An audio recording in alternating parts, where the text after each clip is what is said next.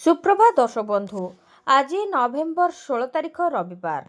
चलतु नजर पकाइबा आज देश विदेश प्रमुख खबर गुड़िक किंतु ता पूर्व जदि आपण मैंने आम वीडियो को लाइक करना आम वीडियो को लाइक करी कमेंट रे जय जगन्नाथ लिखंतु। 19 रे मिलिबो पीएम किसान रो 21तम किस्ती। प्रधानमंत्री कृषक सम्मान निधि बा पीएम किसान रो 21तम किस्ती आसंता 19 तारिख बुधवार दिन प्रदान करा। प्रधानमंत्री नरेंद्र मोदी ଏହି କିସ୍ତି ବାବଦ ଅର୍ଥ ଯୋଜନା ଅନ୍ତର୍ଭୁକ୍ତ 20 କୋଟି କୃଷକଙ୍କୁ ପ୍ରତ୍ୟକ୍ଷ ଲାଭ ହସ୍ତାନ୍ତର ବା ଡିବିଟି ମାଧ୍ୟମରେ ପ୍ରଦାନ କରିବେ। ଏହି କିସ୍ତିରେ ପ୍ରତି କୃଷକଙ୍କ ବ୍ୟାଙ୍କ ଖାତାରେ 2000 ଟଙ୍କା ଲେଖାଏଁ ଜମା ହେବ। ପିଏମ୍ କିଷାନ ଯୋଜନାରେ ପ୍ରତି କୃଷକଙ୍କୁ ବାର୍ଷିକ 6000 ଟଙ୍କା 3ଟି କିସ୍ତିରେ ପ୍ରଦାନ କରାଯାଉଛି। 2019 ଫେବୃଆରୀ 24ରେ ଆରମ୍ଭ ହୋଇଥିବା ଏହି ଯୋଜନାରେ ବର୍ତ୍ତମାନ ସୁଦ୍ଧା 3.70 ଲକ୍ଷ କୋଟି ଟଙ୍କା ପ୍ରଦାନ କରାଯାଇସାରିଲାଣି। विकसित ओडिशार नारा देउछंती सरकार किंतु आज भी गाँव रे नाही बिजुली। विकसित भारत विकसित ओडिशार नारा देउछंती सरकार हेले राज्य रे एमिति गाँ अच्छी जोठी बिजुली आलुओ सात सपन पलटि दिने कि दुई दिन नुहे गाँ गड़ी उठा दिन लोके अंधार राति दिन काटुछंती। संध्या हेले गाँव रे पड़ जाउछि ताटी कबाट। गंजाम जिले में एभली एक घटना देखा मिली। तेबे अंधार राति मोमबत्ती चले पाठ पढ़ुछंती कुनी कुनी पिला। मोमबत्ती आलुअरे रातिर अंधार भविष्यतर अंधार हटाइबाकू एठारे उद्यम चालुछि। सेपटे शीतुआ रातिरे निया जाली घेरी बसुछंती लोके। शीत दाउरु सिना रक्षा मिलुछि हेले कबलित करि रखुछि अंधार। विकसित ओडिशार स्वप्न को उपहास करुछि गंजाम जिला झाड़बंध पंचायत सुवर्णपुर गाँवर एही दृश्य। गाँ हेला दिनरू बिजुली कौन जानी नाहंती ग्रामवासी। प्राय 9 वर्ष तले सरकार जोगाइथिबा सोलार प्यानेल सप्ताह हेब जलिबा परे अचल होई पड़िछि। बारंबार अभियोग सत्ते केही शुणुनांती। विडंबनार विषय जे गाँ लोकंकु किरोसिन टोपाए भी मिलुनाही। बिजुली नथिबारु बण पहाड़ घेरा उपांत गाँव रे संध्यारू सरी जाए रोसई खाइबाठू आरंभ करी सबकिछि एठारे अंधारे ही हुए। हिंस जंतुक भୟରେ संध्या नइले गाँव रे ताटी कबाट पड़ जाए। सरकार परे सरकार बदलुछि बाबू बदली नुआ बाबू भी आसुछंती किंतु स्वाधीनतार 79 वर्ष परे भी सुवर्णपुर गाँ बिजुली आलुओ देखि पारु नाही। सहर लोक दिने बिजुली नथिले बोबाली पकाउछंती किंतु सुवर्णपुर बासिंदा पीढ़ी परे पीढ़ी बिना बिजुली रे कर्म कुआदरी पड़ी रहिछंती। उपकूलरू उपांत जाल बिछाइछंती साइबर ठक टार्गेट रे थिले बड़ बड़िया। साइबर अपराधी टार्गेट रे वरिष्ठ नागरिक आखि पिछुड़ाके गोटे फोन कॉल रे खाली हो जाउछि बैंक अकाउंट।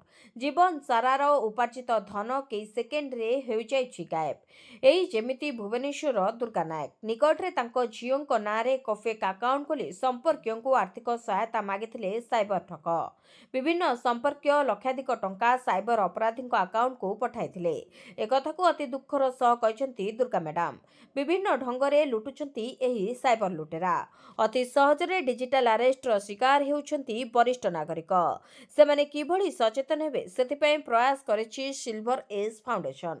100 रु अधिक वरिष्ठ नागरिकंकु नै एक सचेतनता कर्मशाला भुवनेश्वर रे आयोजित करा जायतिला।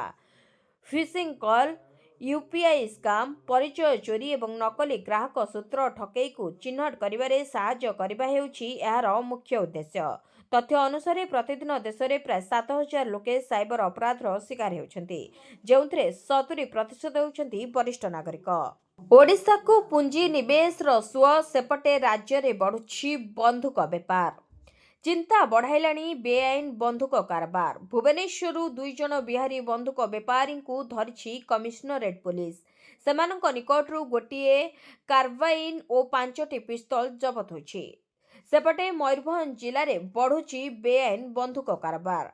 जिले में किछि मास मध्यरे घटिथिबा अपराध रे संपृक्त अपराधी विपुल बंधुक जबत करिछि पुलिस।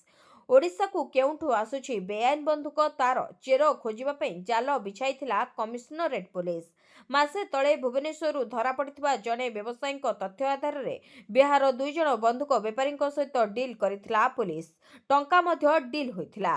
2 बेपारी दिव्यांशु कुमार और चंदन कुमार बंधुक नहीं भुवनेश्वर आसिथिबा बेले माड़ी बसिथिला पुलिस। सेमानक निकटरू गोटिए कार्बाइन 5टी पिस्तल और 9टी अफुटा गोली जबत होइछि। तेबे बिहार मुंगेर पर्यंत बंधुक कारबार चेर लंबिथिबा पुलिस कमिशनर सूचना देछन्ति।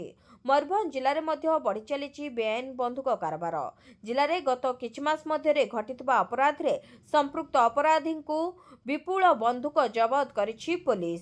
बांगिरीपोषी अंचल में लुट करिथिबा झारखंड अपराधी बंधुक जबत होइतिबा बेले गत अक्टोबर 19 रे मांकड़पाल गाँव में शिक्षकों को गोलीमाड़े बंधुक जबत होता। एप्रिल रे बारिपदा टाउन सुनगाड़िया अंचल में होता गोलीकांड। 2 दिन तले रायरंगपुर अंचल में चाषी को गोलीमाड़ एसबू घटना व्यवहार होता बंधुक अपराधी पाखर आसुछि केउठी किए जोगाउछि बेआईन बंधुक। पूर्वर कटक धौल सामंत प्रदर्शन निकटू कार्बाइन जबत होता। एबे बिहार 2 बंधुक बेपारी पुणी कार्बाइन जबत होइछि। आउ करबाकू पड़िबनी आवेदन। 60 वर्ष हेबा मात्रे अकाउंट को आपे आपे आसीजिवो पेंशन टंका। वृद्ध वृद्धांक पई आसिला खुशी खबर। एणिकी 60 वर्ष पूरी गले आपे आपे अकाउंट को आसीजिवो पेंशन टंका।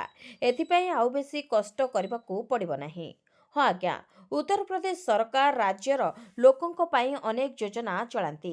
एथिमध्यरु किछि योजना विशेष भाव में वृद्धों पाई करा जायछि। तेबे संप्रति उत्तर प्रदेश सरकार राज्यर वृद्धों पाई एक गुरुत्वपूर्ण निष्पत्ति नेछन्ती।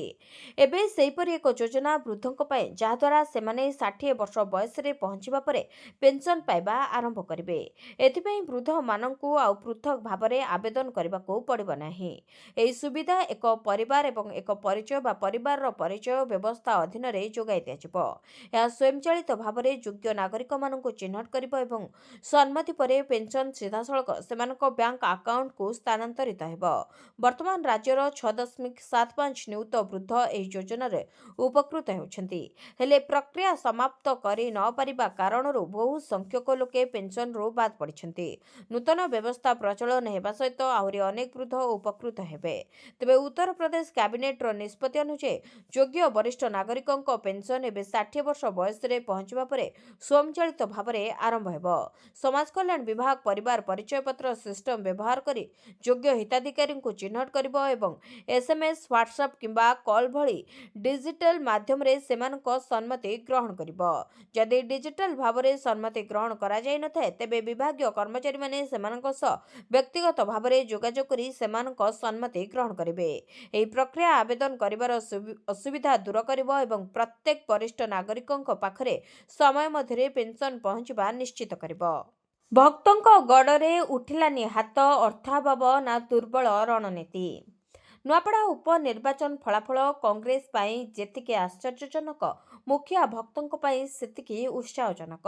नुआपड़ा पराजयर मानस मंथन करी अनेक कारण सामना को आनिछंती उभय घासराम और भक्त। हेले पराजय भितर भी कांग्रेस रो उज्जवल भविष्यत देखिछंती पीसीसी सभापति।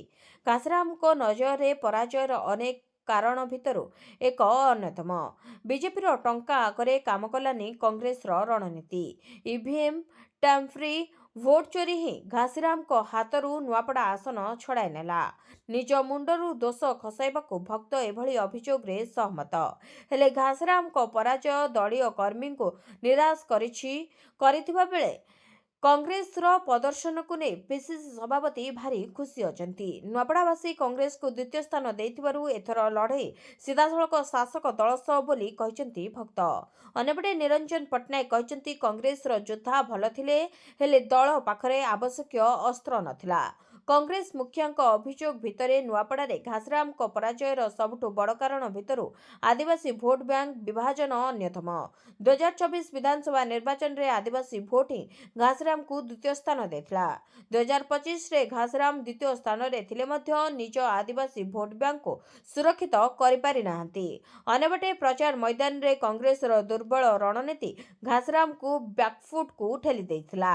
तेबे ओडिसा रे कांग्रेस को आग को नेबाकू भक्त रणनीति बदलांतु बोली कहिसंती वरिष्ठ सांबादिक। तेबे नुआपड़ा फलाफल कांग्रेस पई नुआ आशा उज्जीवित करिछि। हेले ओडिसा रे बीजेपी रो विकल्प कांग्रेस ए धारणा सृष्टि करिबा भक्तों पई सबुठारु बड़ आह्वान। बीजेडी हारिला नुआपड़ा बाजी श्रीमयींको स्वर मिलाई कटाक्ष कले एलिना। नुआपड़ारे शंख शुभिलानी बोली एबे सोशल मीडिया रे समालोचना परे समालोचनार सामना करुछि बीजेडी। बीजेडी रु निलंबित नेत्री श्रीमयी मिश्र बारंबार ସର ମାରୁଥିବା ବେଳେ ଏବେ ଶ୍ରୀମୟୀଙ୍କ ସମାଲୋଚନା ତାଳରେ ତାଳ ମିଳାଇଛନ୍ତି ଆଉ ଜଣେ ମହିଳା ନେତ୍ରୀ।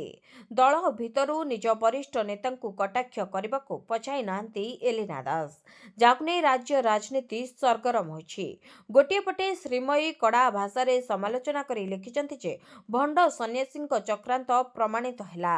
ନୂଆପଡ଼ା ଉପନିର୍ବାଚନକୁ ନେଇ ପୂର୍ବରୁ ଯାହା ଆଶଙ୍କା ଥିଲା ତାହା ଏବେ ଓଡ଼ିଶାବାସୀଙ୍କ ଆଗରେ ସତ ପ୍ରମାଣିତ ହୋଇଛି। ଅନାମ ବାବୁଙ୍କ ମାନ ମହତକୁ ପୁଣି ତଳେ ପକାଇ ଦେଇଛନ୍ତି ଘର ଜ୍ୱାଇଁ, ଯାହାଙ୍କୁ ନିଜ ମାଟିର ଲୋକେ 30,000 ଭୋଟ ବ୍ୟବଧାନରେ ପ୍ରତ୍ୟାଖ୍ୟାନ କରିଥିଲେ। କିନ୍ତୁ ତାଙ୍କୁ ନୂଆପଡ଼ାରେ ପ୍ରାର୍ଥୀ ଭାବେ ଲଦି ଦେବା କାର୍ଯ୍ୟ କ'ଣ ସତରେ ଆମ ପ୍ରିୟ ନେତା ନବୀନ ବାବୁ କରିଥିଲେ? ଆଉ କେତେଦିନ ଏମିତି ମାନ ମହତକୁ ନିଲାମ କରିବେ ନିଜର ଟିକେଟ ଖଣ୍ଡେ ସୁରକ୍ଷିତ ରଖିବା ପାଇଁ?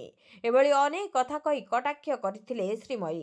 ସେପଟେ ଏଲିନା ଦାସ ବି ଏକ ଭିଡିଓ ଛାଡ଼ି ବିଜେଡିର ପରାଜୟ ପାଇଁ ବରିଷ୍ଠ ନେତାଙ୍କୁ ନିଶାନା କରିଥିଲେ। ଭିଡିଓରେ ବବି ଦାସ, ଦେବୀ ମିଶ୍ର, କୋଳାକୁଳି ଏବଂ ଅରୁଣ ସାହୁ ରୋଷେଇ କରୁଥିବାର ଭିଡିଓ ପୋଷ୍ଟ କରି ଏଲିନା ଲେଖିଛନ୍ତି ଯେ ଏ କୋଳାକୁଳି ଥିଲା କ'ଣ ପାଇଁ? ଜିତେଇବା ପାଇଁ ନା ହରାଇବା ପାଇଁ? ଜାଣିଥିଲ ନା ଜାଣି ଅଜଣା ହେଉଥିଲ? ନିଜ ରାଜନୈତିକ ଅସ୍ତିତ୍ୱକୁ ବଞ୍ଚାଇବା ପାଇଁ ଜଣେ ଜନନାୟକ ତଥା ଅଭୁଲା ବ୍ୟକ୍ତିତ୍ୱଙ୍କୁ ପ୍ରଚାର ପଡ଼ିଆକୁ ଓହ୍ଲାଇ ଲୋକହସା କଲ। ଏହି ବୟସରେ ଜଣେ ବିଶେଷ ବ୍ୟକ୍ତିତ୍ୱଙ୍କୁ ମାନସିକ ଓ ଶାରୀରିକ ଚାପ ଦେଇ କି ଲାଭ ପାଇଲ? ବଡ଼ କଥା ହେଉଛି ଦଳୀୟ ନେତ୍ରୀ ଏଲିନା ଏବଂ ନିଲମ୍ବିତ ନେତ୍ରୀ ଶ୍ରୀମୟୀଙ୍କ ସମାଲୋଚନାକୁ ସୋସିଆଲ ମିଡିଆରେ ସମର୍ଥନର ସ୍ୱର ବଢ଼ିବାରେ ଲାଗିଛି, ଯାହାକି ରାଜ୍ୟ ରାଜନୀତିକୁ ଆହୁରି ଉଷ୍ମ କରିଦେଉଛି। 4 ଦିନରେ 2ଟି ବଡ଼ ବିସ୍ଫୋରଣ, ଫରିଦାବାଦର ଲିଙ୍କ ନେଇ ଆସିଲା ଖବର। ଜମ୍ମୁ ଶ୍ରୀନଗର ନୌଗାମ ପୋଲିସ ଷ୍ଟେସନରେ ବଡ଼ ଧରଣର ବିସ୍ଫୋରଣ ଘଟିଥିଲା। 9 ଜଣଙ୍କ ମୃତ୍ୟୁ, 30ରୁ ଅଧିକ ଗୁରୁତର ଆହତ ହୋଇ ମେଡିକାଲରେ ଭର୍ତ୍ତି ହୋଇଥିଲେ। ତେବେ ଶୁକ୍ରବାର ବିଳମ୍ବିତ ରାତିରେ ଏଭଳି ଅଘଟଣ ଘଟିଥିବା ସାମ୍ନାକୁ ଆସିଥିଲା। ବିସ୍ଫୋରଣ ସମୟର ଦୃଶ୍ୟ ସିସିଟିଭିରେ କଏଦ ହୋଇଛି। ତେବେ ବିରାଟ ବିସ୍ଫୋରଣ ସମଗ୍ର ଅଞ୍ଚଳକୁ ଥରାଇ ଦେଇଥିଲା, ଯାହା କିଲୋମିଟର ଦୂର ପର୍ଯ୍ୟନ୍ତ ପ୍ରତିଧ୍ୱନିତ ହୋଇଥିଲା। ପୋଲିସ ଷ୍ଟେସନ କୋଠାର ଏକ ବଡ଼ ଅଂଶ ଭୁଶୁଡ଼ି ପଡ଼ିଥିଲା। ଅନେକ ଯାନବାହନ ନିଆଁରେ ପୋଡ଼ି ଜଳି ପାଉଁଶ ହୋଇଯାଇଥିଲା। ଏପରିକି ମଣିଷ ଶରୀରର ବିଭିନ୍ନ ଅଙ୍ଗ କିଛି ଦୂର ଯାଇ ଛିଟିକି ପଡ଼ିଥିବା ଦେଖିବାକୁ ମିଳିଥିଲା। ତେବେ ସିସିଟିଭି ଫୁଟେଜ ଏବଂ ପ୍ରତ୍ୟକ୍ଷଦର୍ଶୀ ସୂଚିତ କରୁଛନ୍ତି ଯେ ବିସ୍ଫୋରଣ ଏତେ ତୀବ୍ର ଥିଲା ଯେ ନିଆଁ ଏବଂ ଧୂଆଁର ବଳୟ ଆକାଶକୁ ଉଡ଼ି ଉଠିଥିଲା। ତେବେ ଛୋଟ ଛୋଟ ସିରିଜ ବିସ୍ଫୋରଣର ଯୋଗୁଁ ଉଦ୍ଧାରକାରୀ ଦଳଗୁଡ଼ିକୁ ପ୍ରାୟ 1 ଘଣ୍ଟା ପର୍ଯ୍ୟନ୍ତ ଅଞ୍ଚଳରେ ପ୍ରବେଶ କରିବାରେ ଅସୁବିଧାର ସମ୍ମୁଖୀନ ହେବାକୁ ପଡ଼ିଥିଲା। ଅଘଟଣ ପରେ ସ୍ଥାନୀୟ ଅଞ୍ଚଳରେ ସୁରକ୍ଷାକୁ କଡ଼ାକଡ଼ି କରାଯାଇଥିଲା। ତେବେ ଉଦ୍ଧାରକାରୀ ଦଳ ଘଟଣାସ୍ଥଳରେ ଉଦ୍ଧାର କାର୍ଯ୍ୟ ଜାରି ରଖିଥିଲେ। ତଦନ୍ତକାରୀ ସଂସ୍ଥାଗୁଡ଼ିକ ବର୍ତ୍ତମାନ 2ଟି ପ୍ରମୁଖ ଦୃଷ୍ଟିକୋଣରୁ ଘଟଣାର ତଦନ୍ତ କରୁଛନ୍ତି। ଅବହେଳା ସହିତ ଆତଙ୍କବାଦୀ ଷଡ଼ଯନ୍ତ୍ର ଦୃଷ୍ଟିକୋଣ ନେଇ ମଧ୍ୟ ତଦନ୍ତ କରାଯାଉଛି। ତେବେ ପୋଲିସ ଷ୍ଟେସନ ଭିତରେ ଗଚ୍ଛିତ ପ୍ରାୟ 360 କିଲୋଗ୍ରାମ ଆମୋନିୟମ ନାଇଟ୍ରେଟ୍ ବିସ୍ଫୋରଣ ସାମଗ୍ରୀ ମାଜିଷ୍ଟ୍ରେଟଙ୍କ ଉପସ୍ଥିତିରେ ସିଲ୍ କରାଯାଉଥିବା ସମୟରେ ବିସ୍ଫୋରଣ ହୋଇଥିବା ସନ୍ଦେହ କରାଯାଉଛି। ସେପରି ଥାନା ପରିସରରେ ପାର୍କିଂ ହୋଇଥିବା ଏକ ଜବତ କାରରେ ଆଇଇଡି ଲଗାଯାଇଥିଲା ଏବଂ ଏହାର ବିସ୍ଫୋରଣରେ ଆମୋନିୟମ ନାଇଟ୍ରେଟ୍ର ଏକ ବଡ଼ ପରିମାଣର ବିସ୍ଫୋରଣ ହୋଇଥିଲା ବୋଲି ମଧ୍ୟ କୁହାଯାଉଛି। ସେପଟେ ଜୈଶ ମହମ୍ମଦ ସହିତ ଜଡ଼ିତ ଏକ ଛାୟା ଗୋଷ୍ଠୀ ପିଏଏଫଏଫ ଏହି ଆକ୍ରମଣ ପାଇଁ ଦାୟୀ ବୋଲି ଦାବି କରିଛି, ଯାହାର ସତ୍ୟତା ଏବେ ତଦନ୍ତାଧୀନ ରହିଛି। ତେବେ କିଛି ଦିନ ତଳେ ରାଜଧାନୀ ଦିଲ୍ଲୀର ଲାଲକିଲ୍ଲାରେ କାର ବିସ୍ଫୋରଣ ପରେ ପୁଣି ଥରେ ଏହି ଘଟଣା ଦେଶକୁ ଦୋହଲାଇ ଦେଇଛି। ଓଲିଉଡ୍ ଲୋକପ୍ରିୟ କଣ୍ଠଶିଳ୍ପୀ ହ୍ୟୁମାନ ସାଗରଙ୍କ ସ୍ୱାସ୍ଥ୍ୟାବସ୍ଥା ସଙ୍କଟାପନ୍ନ, ସହାୟତା ପାଇଁ ମା କଲେ ନିବେଦନ। ଓଲିଉଡ୍ର ଜଣାଶୁଣା କଣ୍ଠଶିଳ୍ପୀ ହ୍ୟୁମାନ ସାଗର ଏବେ ଭେଣ୍ଟିଲେଟରରେ। ତାଙ୍କର ସ୍ୱାସ୍ଥ୍ୟାବସ୍ଥାରେ କୌଣସି ସୁଧାର ଆସିନାହିଁ। ତେବେ ଗତକାଲି ଯେଉଁ ଅବସ୍ଥାରେ ହ୍ୟୁମାନ ସାଗରଙ୍କୁ ଭୁବନେଶ୍ୱର ଏମ୍ସ ଆଇସିୟୁରେ ଭର୍ତ୍ତି କରାଯାଇଥିଲା, ଆଜି ସେମିତି ଅବସ୍ଥା ରହିଛି। ତେବେ ସ୍ୱାସ୍ଥ୍ୟାବସ୍ଥା ଅତି ଜଟିଳ ରହିଥିବାରୁ ଡାକ୍ତରଙ୍କ କହିବା ଅନୁଯାୟୀ ତାଙ୍କୁ 72 ଘଣ୍ଟା ଯାଏଁ ଅବଜରଭେସନରେ ରଖାଯାଇଛି। ତାଙ୍କର ଲିଭର ଖରାପ ହୋଇଥିବା ବେଳେ କିଡନୀ ଗୁରୁତର ଭାବରେ ପ୍ରଭାବିତ ହୋଇଛି। ସେ ଗତ କିଛି ସପ୍ତାହ ହେଲା କଟକର ଏକ ଘରୋଇ ହସ୍ପିଟାଲରେ ଚିକିତ୍ସିତ ହେଉଥିଲେ। ସ୍ୱାସ୍ଥ୍ୟାବସ୍ଥା ସଙ୍କଟାପନ୍ନ ହେବାରୁ ତାଙ୍କୁ ଏମ୍ସ ସ୍ଥାନାନ୍ତର କରାଯାଇଛି। ତେବେ ପୂର୍ବରୁ କଣ୍ଠଶିଳ୍ପୀ ଅଭିଜିତ ମଜୁମଦାର ମଧ୍ୟ ଏମ୍ସରେ ଚିକିତ୍ସିତ ହେଉଥିବା ବେଳେ ତାଙ୍କର ସ୍ୱାସ୍ଥ୍ୟାବସ୍ଥା ମଧ୍ୟ ସଙ୍କଟାପନ୍ନ ରହିଛି। ତେବେ ଲିଭର ଓ କିଡନୀ ସହିତ ହ୍ୟୁମାନଙ୍କର ବହୁ ଅଙ୍ଗ ମଧ୍ୟ ପ୍ରଭାବିତ ହୋଇଛି। ସେ ଶ୍ୱାସକ୍ରିୟା ଜନିତ ଅସୁବିଧା, ନିମୋନିଆ, ହେପାଟୋପାଥି, ଥ୍ରୋମ୍ବୋସାଇଟୋପେନିଆ, କୋଆଗୁଲୋପାଥିରେ ପୀଡ଼ିତ ଅଛନ୍ତି। ତାଙ୍କୁ ଭେଣ୍ଟିଲେଟର ସହାୟତାରେ ରଖାଯାଇଛି। ତେବେ ଏକ୍ମୋ ବିଶେଷଜ୍ଞ ଶ୍ରୀକାନ୍ତ ବେହେରାଙ୍କ ତତ୍ତ୍ୱାବଧାନରେ ତାଙ୍କର ଚିକିତ୍ସା ଚାଲିଛି। ଓଡ଼ିଆ ଚଳଚ୍ଚିତ୍ର ଓ ଆଲବମରେ ବହୁ ରୋମାଣ୍ଟିକ୍ ଗୀତ ଫେଟି ଦେଇଥିବା ହ୍ୟୁମାନ ସାଗର ଘରେ ଘରେ ପରିଚିତ।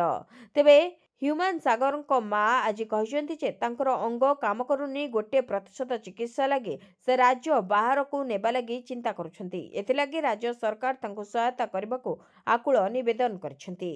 ପୀତବାସ ପଣ୍ଡା ହତ୍ୟା ମାମଲା ବ୍ରହ୍ମପୁର କାରାମଣ୍ଡଳରେ ସରିଲା ଅଭିଯୁକ୍ତଙ୍କ ଟିଆଇ ପରେଡ୍।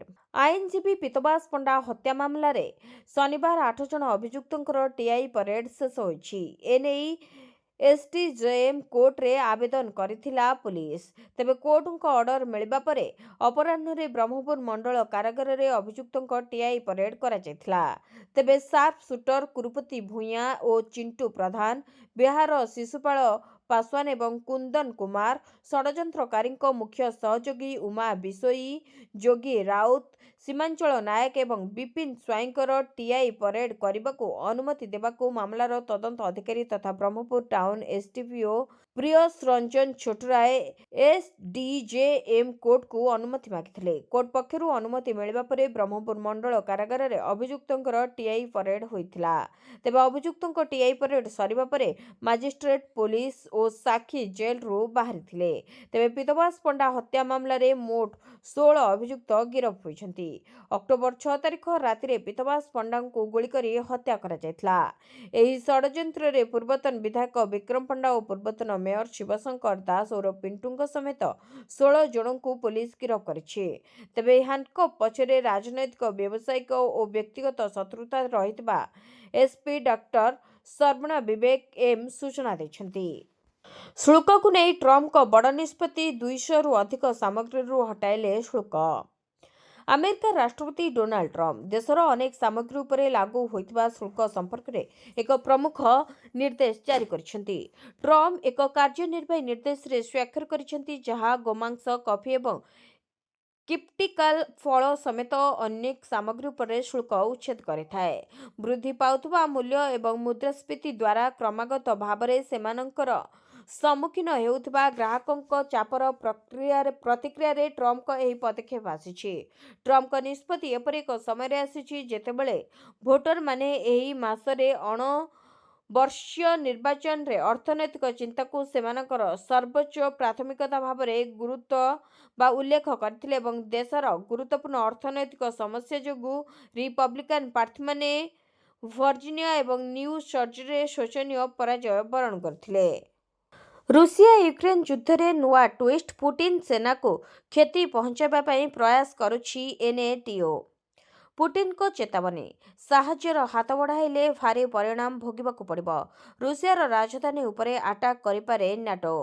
ତେବେ ରୁଷିଆ ୟୁକ୍ରେନ ଯୁଦ୍ଧ ଭିତରେ ନାଟୋ କରିପାରେ ଏଣ୍ଟ୍ରି। ଏପରି ହେଲେ ଆହୁରି ଅନେକ ଦିନ ଯାଏ ଏହି ଯୁଦ୍ଧ ଲାଗି ରହିବ। ତେବେ ଏହା ଆଗରୁ ରୁଷିଆ ରାଷ୍ଟ୍ରପତି ଭ୍ଲାଦିମିର ପୁଟିନ ନାଟୋ ସଂଗଠନକୁ ଚେତାବନୀ ଦେଇଛନ୍ତି। ସେ କହିଛନ୍ତି କି ଯଦି ଦୁଇ ଦେଶର ଯୁଦ୍ଧ ଭିତରେ ନାଟୋ ୟୁକ୍ରେନକୁ ସହାୟତା କରିବା ପାଇଁ ଆଗକୁ ଆସେ, ଏହାର ପରିଣାମ ଅତି ଭୟଙ୍କର ହେବ। କୁହାଯାଉଛି କି ରୁଷିଆର ରାଜଧାନୀ ମସ୍କୋ ଉପରେ ଆକ୍ରମଣ କରିବା ପାଇଁ ଆମେରିକା ଦ୍ୱାରା ପରିଚାଳିତ ହୋଇଥିବା ନାଟୋ ମିଲିଟାରୀ ସଂଗଠନ ଯୋଜନା କରୁଛି। ଆଉ ଯଦି ଏହା ତରଫରୁ ଆକ୍ରମଣ ହୁଏ, ତେବେ ସୁନିଶ୍ଚିତ ଭାବେ ରୁଷିଆ ଦେଶର ଅନେକ କ୍ଷତି ହେବ। ଏଣୁ ଏହା ଆଗରୁ ପୁଟିନ ଚେତାବନୀ ଦେଇସାରିଛନ୍ତି। ତେବେ ରୁଷ ନାଟୋକୁ ଏକ ବଡ଼ ଚେତାବନୀ ଦେଇ କହିଛନ୍ତି ଯେ ଯଦି ଆମେରିକା ନେତୃତ୍ୱାଧୀନ ସାମରିକ ମେଣ୍ଟ ମସ୍କୋ ଉପରେ ଆକ୍ରମଣ କରିବାକୁ ନିଷ୍ପତ୍ତି ନିଏ, ତେବେ ସମସ୍ତ କ୍ଷମତା ସହିତ ଜବାବ ଦେବେ ରୁଷୀୟ ସେନା ଆଉ ଏହି ଜବାବ ଅତି ଭୟଙ୍କର ହେବ। ପୁଣି କମିଲା ସୁନା ରୂପା ଦର। ବିହାର ନିର୍ବାଚନ ପରେ ବିଜେପିର ବିଶାଳ ବିଜୟ ପରେ ଜାଣନ୍ତୁ କେତେ କମିଲା ସୁନା ଦର। ଅନ୍ତର୍ଜାତୀୟ ବଜାରରେ ବୃଦ୍ଧି ମଧ୍ୟରେ ନଭେମ୍ବର 13 ତାରିଖରେ ଭାରତରେ ସୁନା ମୂଲ୍ୟ 3 ସପ୍ତାହର ମଧ୍ୟରେ ସର୍ବୋଚ୍ଚ ସ୍ତରରେ ପହଞ୍ଚିଥିଲା। ଆମେରିକାରେ ଚାଲିଥିବା ସଟ୍ଡାଉନ୍ ଯୋଗୁଁ ଅର୍ଥନୀତିରେ ମାନ୍ଦାବସ୍ଥା ଆଶଙ୍କା ସୃଷ୍ଟି ହେଉଛି, ଯାହାଫଳରେ ଏକ ସୁରକ୍ଷିତ ନିବେଶ ଭାବରେ ସୁନାର ଚାହିଦା ବୃଦ୍ଧି ପାଇଛି। ଘରୋଇ ବଜାରରେ ଗତ 5 ଦିନରେ ପ୍ରତି 10 ଗ୍ରାମ ପିଛା 24 କ୍ୟାରେଟ୍ ସୁନାର ମୂଲ୍ୟ ପ୍ରାୟ 6,630 ଟଙ୍କା ବୃଦ୍ଧି ପାଇଛି। ଏହି ସମୟ ମଧ୍ୟରେ ରୂପା ମୂଲ୍ୟ ମଧ୍ୟ ବୃଦ୍ଧି ପାଉଛି। ତେବେ ବିହାର ନିର୍ବାଚନ ବିଜେପି ବାଡ଼ି ମାରିବା ପରେ ସୁନା ମୂଲ୍ୟ ସାମାନ୍ୟ ହ୍ରାସ ପାଇଛି। ତେବେ 24 କ୍ୟାରେଟ୍ ସୁନାର ମୂଲ୍ୟ ପ୍ରତି ଗ୍ରାମ 12,785 ଟଙ୍କା ଅର୍ଥାତ୍ 80 ଟଙ୍କା ହ୍ରାସ ପାଇଥିବା ବେଳେ 22 କ୍ୟାରେଟ୍ ସୁନାର ମୂଲ୍ୟ ପ୍ରତି ଗ୍ରାମ 11,720 ଟଙ୍କା ଅର୍ଥାତ୍ 70 ଟଙ୍କା ହ୍ରାସ ପାଇଛି। ତେବେ 18 କ୍ୟାରେଟ୍ ସୁନାର ମୂଲ୍ୟ ପ୍ରତି ଗ୍ରାମ 9,589 ପୂର୍ବ ଦିନ ତୁଳନାରେ 58 ଟଙ୍କା ହ୍ରାସ ପାଇଛି। ତେଣୁ 10 ଗ୍ରାମ ମୂଲ୍ୟ ଆଧାରରେ 24 କ୍ୟାରେଟ୍ ସୁନାର ମୂଲ୍ୟ ପ୍ରତି 10 ଗ୍ରାମ ପିଛା 800 ଟଙ୍କା ପାଇଛି। 22 ଏବଂ 28 କ୍ୟାରେଟ୍ ସୁନାର ମୂଲ୍ୟ ଯଥାକ୍ରମେ 700 ଏବଂ 580 ଟଙ୍କା ହ୍ରାସ ପାଇଛି। ଦିନକୁ ଦିନ ତଳମୁହାଁ ହେବାରେ ଲାଗିଛି ପାରଦ। ପ୍ରବଳ ଥଣ୍ଡା ଏବଂ ଜାଡ଼ରେ କମ୍ପିଲାଣି ସାରା ଓଡ଼ିଶା। ଦିନକୁ ଦିନ ପାରଦ ତଳମୁହାଁ ହେବାରେ ଲାଗିବା ସହ ପ୍ରବଳ ଥଣ୍ଡା ଏବଂ ଜାଡ଼ରେ କମ୍ପୁଛି ଓଡ଼ିଶାର ଦାର୍ଜିଲିଂ ଜି ଉଦୟଗିରି। ତେବେ ପାରଦ 7 ଡିଗ୍ରୀରେ ପହଞ୍ଚିଥିବା ରେକର୍ଡ କରିଛି ଆଞ୍ଚଳିକ କୃଷି ଗବେଷଣା ଏବଂ ପରାମର୍ଶ କେନ୍ଦ୍ର। ତେବେ ଶୀତ ସାରା ଅଞ୍ଚଳବାସୀଙ୍କୁ କଲବଲ କରିବାରେ ଲାଗିଛି। ଚଳିତ ବର୍ଷ ବିଳମ୍ବରେ ଶୀତ ଆରମ୍ଭ ହୋଇଥିବା ବେଳେ ହଠାତ୍ ପାରଦ କମିବା ଯୋଗୁଁ ଶୀତର ପ୍ରକୋପ ବଢ଼ିବାରେ ଲାଗିଛି। ସେପରି ଗତ 4 ଦିନ ହେବ ଦୈତ୍ୟନଗରୀ କଟକ ଭୁବନେଶ୍ୱରରେ ମଧ୍ୟ ପାରଦ 14 ଡିଗ୍ରୀରୁ ଖସି ଆସିଛି। ତେବେ ସକାଳୁ ପ୍ରବଳ କୁହୁଡ଼ି ଯୋଗୁଁ ଭ୍ରମଣ ପାଇଁ ଲୋକେ ଘରୁ ବାହାରୁନାହାନ୍ତି। ସକାଳୁ ଚା ଦୋକାନରେ ଶୀତୁଆ ସକାଳ ଖଟି ବେଶ୍ ଜମୁଛି। ସନ୍ଧ୍ୟା ପରେ ଘର ପଦାକୁ ବାହାରିବା କଷ୍ଟକର ହେଉଛି। ଯେଉଁଭଳି ଥଣ୍ଡା ପଡ଼ୁଛି, ବାହାରକୁ ବାହାରିଲେ ହାତ ଗୋଡ଼ ମୁଣ୍ଡ କାଲ ହୋଇଯାଉଛି। ତେବେ ସଞ୍ଜ ନଇଁଲେ ସହର ରାସ୍ତା ଖାଁ ଖାଁ ଲାଗୁଛି। ସୁନସାନ ଲାଗୁଛି ସଡ଼କ, ଦୋକାନ ଓ ବଜାର। ପାଣିପାଗ ବିଭାଗ ସୂଚନା ଅନୁସାରେ ଆଗାମୀ ଦିନରେ ତାପମାତ୍ରା ଆହୁରି ଖସିବା ସହ ଜାଡ଼ ବଢ଼ିବ ବୋଲି ଆକଳନ କରାଯାଉଛି। ରାସନ କାର୍ଡ ଧାରୀଙ୍କ ପାଇଁ ଖୁସି ଖବର, ବଢ଼ିଲା ଇ-କେୱାଇସି ଅପଡେଟ୍ ଅବଧି। ସରକାରଙ୍କ ଖାଦ୍ୟ ସୁରକ୍ଷା ଯୋଜନାରେ ସାମିଲ ଥିବା ହିତାଧିକାରୀଙ୍କ ପାଇଁ ଖୁସି ଖବର। ଏପର୍ଯ୍ୟନ୍ତ ଇ-କେୱାଇସି କରାଇ ନ ପାରିଥିବା ହିତାଧିକାରୀମାନେ ଆସନ୍ତା ଡିସେମ୍ବର 31 ସୁଦ୍ଧା ନିକଟସ୍ଥ ଖାଉଟି ସୁଲଭ ମୂଲ୍ୟ ଦୋକାନ ବା ରାସନ କାର୍ଡ ପରିଚାଳନା କେନ୍ଦ୍ରକୁ ଯାଇ ନିଜ ଆଧାରଯୁକ୍ତ ଇ-କେୱାଇସି କରାଇପାରିବେ। ଏ ସମ୍ପର୍କରେ ଖାଦ୍ୟ ଯୋଗାଣ ଓ ଖାଉଟି କଲ୍ୟାଣ ବିଭାଗ ପକ୍ଷରୁ ସୂଚନା ଦିଆଯାଇଛି। ଖାଦ୍ୟ ଯୋଗାଣ ଓ ଖାଉଟି କଲ୍ୟାଣ ବିଭାଗର ସୂଚନା, ହିତାଧିକାରୀଙ୍କ ଆଧାର ଭିତ୍ତିକ ଇ-କେୱାଇସି ପ୍ରକ୍ରିୟା ଜାରି ରହିଛି। ଏହା ସମସ୍ତ 11,827 ଗୋଟି ଖାଉଟି ସୁଲଭ ମୂଲ୍ୟ ଦୋକାନ ତଥା 314 ଗୋଟି ବ୍ଲକ ଓ 64 ଗୋଟି ପୌର ପଞ୍ଚାୟତରେ ପୌରାଞ୍ଚଳ କାର୍ଯ୍ୟାଳୟରେ କାର୍ଯ୍ୟରତ ଥିବା ରାସନ କାର୍ଡ ପରିଚାଳନା କେନ୍ଦ୍ର ଗୁଡ଼ିକରେ ଜାରି ରହିଛି। ଏହା ବ୍ୟତୀତ ଅତ୍ୟାବଧି ଇ-କେୱାଇସି କରାଇ ନ ପାରିଥିବା ହିତାଧିକାରୀମାନଙ୍କୁ ପ୍ରତ୍ୟେକ ମାସର ପିଡିଏସ୍ ସାମଗ୍ରୀ ପୂର୍ବଭଳି ପ୍ରଦାନ କରାଯାଉଛି। ତେବେ କୌଣସି ଯୋଗ୍ୟ ହିତାଧିକାରୀଙ୍କୁ ଇ-କେୱାଇସି ହୋଇନଥିବା କାରଣରୁ ଖାଦ୍ୟ ସୁରକ୍ଷାରୁ ବଞ୍ଚିତ କରାଯାଇ ନାହିଁ। ଏହି ପ୍ରକ୍ରିୟା ଆସନ୍ତା ଡିସେମ୍ବର 31 ପର୍ଯ୍ୟନ୍ତ ଚାଲୁ ରହିବ। ଜନଜାତୀୟ ଗୌରବ ଦିବସ 609 କୋଟି ଟଙ୍କା ପ୍ରକଳ୍ପର ଭିତ୍ତିପ୍ରସ୍ତର ସ୍ଥାପନ କଲେ ମୁଖ୍ୟମନ୍ତ୍ରୀ। ମୁଖ୍ୟମନ୍ତ୍ରୀ ଶ୍ରୀ ମୋହନ ଚରଣ ମାଝୀ ରାଉରକେଲାଠାରେ ଆୟୋଜିତ ଶହୀଦ ବିର୍ସା ମୁଣ୍ଡାଙ୍କ ରାଜ୍ୟସ୍ତରୀୟ 151ତମ ଜୟନ୍ତୀ ଜନଜାତୀୟ ଗୌରବ ଦିବସ ଅବସରରେ ବିର୍ସା ମୁଣ୍ଡାଙ୍କ ପ୍ରତି ଶ୍ରଦ୍ଧାଞ୍ଜଳି ଜଣାଇଥିଲେ। ରାଜ୍ୟସ୍ତରୀୟ ଜାତୀୟ ଗୌରବ ଦିବସ ଅବସରରେ ମୁଖ୍ୟମନ୍ତ୍ରୀ ରାଉରକେଲାଠାରେ ସୁନ୍ଦରଗଡ଼ ଜିଲ୍ଲା ପାଇଁ 1,345 କୋଟି ଟଙ୍କାର ବିଭିନ୍ନ ମୂଲ୍ୟର ବିଭିନ୍ନ ଉନ୍ନୟନମୂଳକ ପ୍ରକଳ୍ପର ଉଦ୍ଘାଟନ କରିବା ସହିତ 609 କୋଟି ଟଙ୍କା ମୂଲ୍ୟର ପ୍ରକଳ୍ପର ଭିତ୍ତିପ୍ରସ୍ତର ସ୍ଥାପନ କରିଛନ୍ତି। ଏହି ଅବସରରେ ମୁଖ୍ୟମନ୍ତ୍ରୀ ରାଉରକେଲା ସହରର ହନୁମାନ ବାଟିକା ଛକରୁ ପାୱାର ହାଉସ୍ ଛକ ପର୍ଯ୍ୟନ୍ତ ରାସ୍ତାକୁ ଲମ୍ବିଥିବା ଏ ବିର୍ସା ମୁଣ୍ଡା ରାସ୍ତା ଭାବେ ନାମିତ କରିଛନ୍ତି। ତେବେ ଉପସ୍ଥିତ ରାଉରକେଲାବାସୀଙ୍କୁ ଉଦ୍ବୋଧନ ଦେଇ ମୁଖ୍ୟମନ୍ତ୍ରୀ କହିଥିଲେ ଯେ କିଶୋର ବୟସରୁ ବିର୍ସା ମୁଣ୍ଡା ଉପନିବେଶବାଦୀ ଶୋଷଣ ବିରୋଧୀ ଜନପ୍ରତିରୋଧର ନେତୃତ୍ୱ ନେଇଥିଲେ। ବ୍ରିଟିଶ ଶାସନ ଓ ସ୍ଥାନୀୟ ଜମିଦାରଙ୍କ ଶୋଷଣ ଏବଂ ଅତ୍ୟାଚାରରେ ନିଷ୍ପେଷିତ ଲୋକଙ୍କ ସାମାଜିକ ଓ ଆର୍ଥିକ ଅଧିକାର ପାଇଁ ଲଢ଼ାଇ ଜାରି ରଖିଥିଲେ।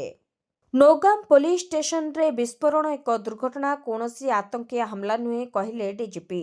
ଜମ୍ମୁ ଓ କାଶ୍ମୀରର ଶ୍ରୀନଗର ସ୍ଥିତ ନୌଗାମ ଥାନାରେ ବିସ୍ଫୋରଣରେ 9 ଜଣଙ୍କ ମୃତ୍ୟୁ ହୋଇଥିବା ବେଳେ 30 ଜଣ ଆହତ ହୋଇଛନ୍ତି। ଏହାକୁ ଏକ ଦୁର୍ଘଟଣା ବୋଲି କହିଛନ୍ତି ରାଜ୍ୟ ପୋଲିସ ମହାନିର୍ଦ୍ଦେଶକ ବା ଡିଜିପି ନଳିନ ପ୍ରଭାତ। ଏକ ସାମ୍ବାଦିକ ସମ୍ମିଳନୀରେ ଡିଜିପି କହିଥିଲେ ଯେ ନୌଗାମ ପୋଲିସ ଷ୍ଟେସନରେ ହୋଇଥିବା ବିସ୍ଫୋରଣ କେବଳ ଏକ ଦୁର୍ଘଟଣା ଥିଲା, କୌଣସି ଆତଙ୍କୀ ହାମଲା ହୋଇନାହିଁ। ଫରିଦାବାଦରୁ ଜବତ ହୋଇଥିବା 360 କିଲୋଗ୍ରାମ ଆମୋନିୟମ ନାଇଟ୍ରେଟ୍ ଖୋଲା ସ୍ଥାନରେ ରଖାଯାଇଥିଲା। ବିସ୍ଫୋରଣ ହେବା ସମୟରେ 2 ଦିନ ଧରି ନମୁନା ପରୀକ୍ଷା ଚାଲିଥିଲା। ଏହି ଘଟଣାରେ 9 ଜଣଙ୍କର ମୃତ୍ୟୁ ହୋଇଛି। ତେବେ ବିସ୍ଫୋରଣରେ ଜଣେ ଏସ୍ଆଇଏ କର୍ମୀ, 3 एफएसएल और 2 क्राइम सीन फोटोग्राफर 2 राजस्व अधिकारी और जड़े ट्रेलरଙ୍କର मृत्यु ହୋଇଛି। ତେବେ ଦୁର୍ଘଟଣାରେ ପ୍ରାୟ 30ରୁ ଅଧିକ ଜଣ ଆହତ ହୋଇଛନ୍ତି ଏବଂ ଅନେକ ଯାନବାହନ ମଧ୍ୟ ଜଳି ପୋଡ଼ିଯାଇଛି। ତେବେ ବିସ୍ଫୋରଣରେ ପୋଲିସ ଷ୍ଟେସନ, କୋଠା ଏବଂ ଆଖପାଖର ଘର ଏବଂ କୋଠାଗୁଡ଼ିକୁ ମଧ୍ୟ ବ୍ୟାପକ କ୍ଷତି ହୋଇଛି। ବିସ୍ଫୋରଣର କାରଣ ନିର୍ଣ୍ଣୟ କରିବା ପାଇଁ ଏକ ସରକାରୀ ତଦନ୍ତ ଆରମ୍ଭ ହୋଇଛି। ମାର୍ଚ୍ଚ 8 ତାରିଖରେ ମିଳିବ ସୁଭଦ୍ରା ଟଙ୍କା, ଏକାଥରେ 10,000 ଟଙ୍କା ପାଇବେ ହିତାଧିକାରୀ। ସୁଭଦ୍ରା ଯୋଜନାକୁ ନେଇ ବଡ଼ ଖବର ସାମ୍ନାକୁ ଆସିଛି। ମାର୍ଚ୍ଚ 8 ତାରିଖରେ ସୁଭଦ୍ରାର ନୂଆ ହିତାଧିକାରୀଙ୍କୁ ମିଳିବ ଟଙ୍କା। ଏକାବେଳେ ନୂଆ ହିତାଧିକାରୀଙ୍କୁ 2ଟି କିସ୍ତିର ଟଙ୍କା ଅର୍ଥାତ୍ 10,000 ଟଙ୍କା ଦେବେ ସରକାର। ଏନେଇ ଘୋଷଣା କରିଛନ୍ତି ଉପମୁଖ୍ୟମନ୍ତ୍ରୀ ପ୍ରଭାତୀ ପରିଡ଼ା। କିସ୍ତି ଟଙ୍କା ପାଇବାକୁ ହେଲେ ନୂଆ ହିତାଧିକାରୀଙ୍କୁ ସୁଭଦ୍ରା ଯୋଜନାରେ ଆବେଦନ କରିବାକୁ ପଡ଼ିବ। ତେବେ ମାସେ ପର୍ଯ୍ୟନ୍ତ ସୁଭଦ୍ରା ପୋର୍ଟାଲରେ କରିହେବ ଆବେଦନ। ତେବେ ପୁରୁଣା ହିତାଧିକାରୀଙ୍କୁ 3ଟି କିସ୍ତିର ଟଙ୍କା ମିଳିସାରିଥିବା ବେଳେ ଚତୁର୍ଥ କିସ୍ତି ଟଙ୍କା କେବେ ଆସିବ ଏନେଇ ସରକାର ତାରିଖ ଘୋଷଣା କରିନାହାନ୍ତି। କିନ୍ତୁ ଚର୍ଚ୍ଚା ହେଉଛି ଯେ ମାର୍ଚ୍ଚ 8 ତାରିଖରେ ପୁରୁଣା ହିତାଧିକାରୀଙ୍କୁ ଚତୁର୍ଥ କିସ୍ତି ଟଙ୍କା ଦେବେ ସରକାର। ଭିଡ଼ିଓଟିକୁ ଶେଷ ଯାଏ ଦେଖିଥିବାରୁ ଆପଣଙ୍କୁ ଧନ୍ୟବାଦ। ଯଦି ଆପଣମାନେ ଏପର୍ଯ୍ୟନ୍ତ ଆମ ଭିଡ଼ିଓକୁ ଲାଇକ୍ କରିନାହାନ୍ତି, ଆମ ଭିଡ଼ିଓକୁ ଲାଇକ୍ କରି କମେଣ୍ଟରେ ଜୟ ଜଗନ୍ନାଥ ଲେଖନ୍ତୁ। ଏଥିସହିତ ଆମ ଚ୍ୟାନେଲକୁ ସବସ୍କ୍ରାଇବ୍ କରି ପାଖରେ ଥିବା ବେଲ୍ ଆଇକନକୁ ପ୍ରେସ୍ କରନ୍ତୁ।